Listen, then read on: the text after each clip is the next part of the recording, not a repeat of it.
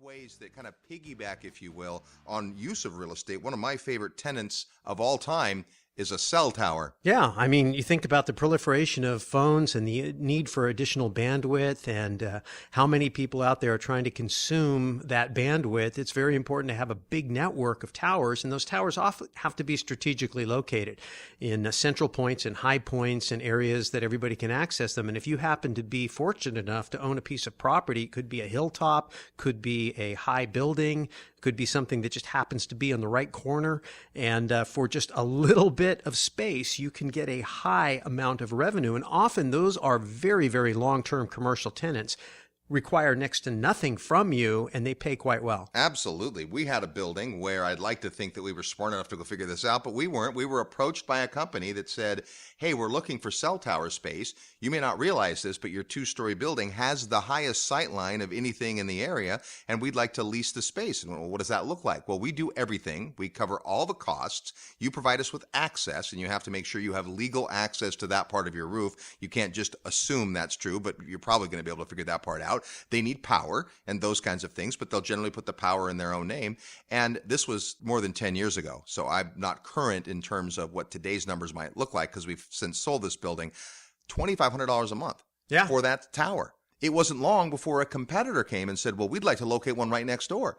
Now, that wasn't the only tenant like that had. Do you remember our server room? Right. In that building, right? We had That's a company. This was a company, a small company that leased a very tiny closet. It was a closet.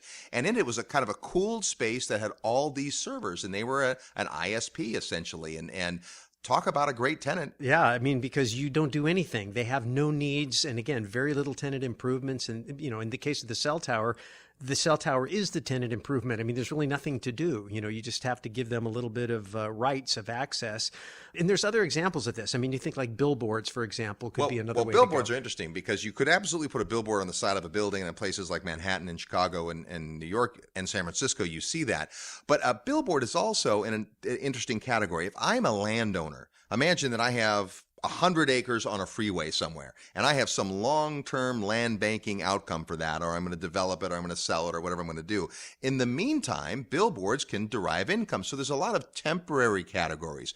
Think of what we call the pop-up store. A pop-up store is like the Halloween costume shop, or a sports shop that specializes in, say, football jerseys or baseball, the local baseball team, or any of that that's only up for a season. Well, those can be really lucrative because of the amount that those people will pay. A friend of mine has a retail center where for the last 10 years he's had a pop-up Halloween store, and he says that for the 3 months that they rent it, because they're not open for 3 months, but they rent it and they have to stock it and they put it at the shelves and so forth. For those 3 months, he makes nearly as much money as he would if he had a full-time tenant and a lot less wear and tear. The last 2 years, he's done nothing with the space in the interim. So the Halloween store comes back and there's everything like they left it. I'm not saying you should only lease your buildings a quarter of the time, but it works. Yeah. And so you have ways of being able to take advantage of idle space.